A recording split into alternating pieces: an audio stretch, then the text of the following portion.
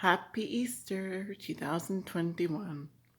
Today is Sunday, April the 4th, 2021. This is the final chapter of the book of Ruth. Just want to thank you all for joining me in the 4 days of this book. Ruth is one of my favorite books, partly because I'm named after her, so anyway. So, this is chapter 4, verses 1 through 22. Make sure to check out my other videos and playlists as well. Again, happy Easter and God bless you all.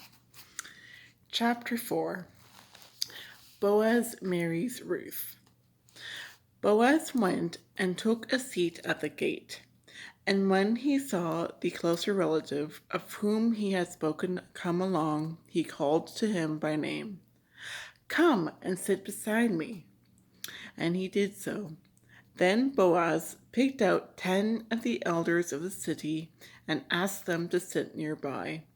When they had done this, he said to the near relative, "Naomi, who has come back from the Moabite plateau, is putting up for sale the piece of land that belonged to our kinsman Elimelech.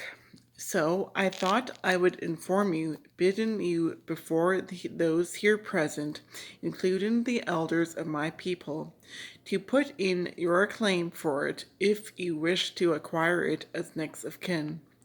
But if you do not wish to claim it, tell me so, that I may be guided accordingly, for no one has a prior claim to yours, and mine is next." He answered, "I will put in my claim." Boaz continued, "Once you acquire the field of Naomi, you must also take Ruth the Moabite, the widow of the late heir, and raise up a family for the departed on his estate." The near relative replied, "I cannot exercise my claim lest I deprivate my own estate. Put in a claim yourself in my stead, for I cannot exercise my claim."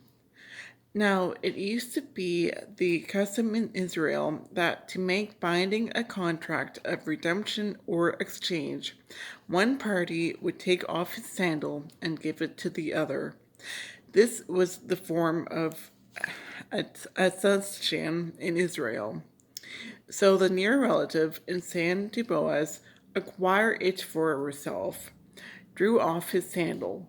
Boaz then said to the elders and to all the people, "You are witnesses today that I have acquired from Naomi all the holdings of Elimelech, Chilion, and Mahlon.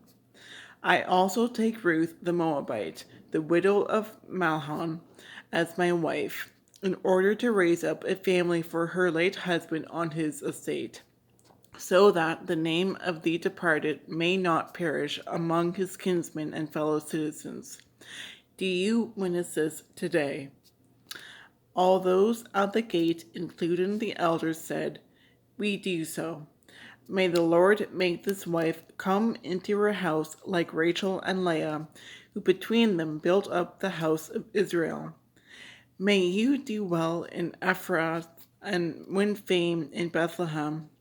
With the offspring the Lord will give you from this girl, may your house become like the house of Perez, who Tamar bore to Judah."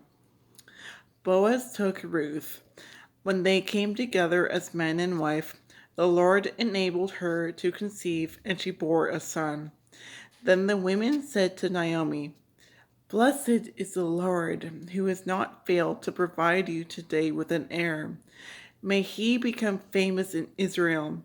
He will be your comfort and the support of your old age, for his mother is a daughter-in-law who loves you.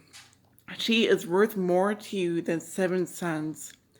Naomi took the child, placed him on her lap, and became his nurse. And the neighbor women gave him his name, at the news that a grandson had been born to Naomi. They called him Obed. He was the father of Jesse, the father of David. These are the descendants of Perez. Perez was the father of Hezron. Hezron was the father of Ram. Ram was the father of Amminadab. Amminadab was the father of Nahshon. Nahshon was the father of Salmon. Salmon was the father of Boaz. Boaz was the father of Obed. Obed was the father of Jesse, and Jesse became the father of David.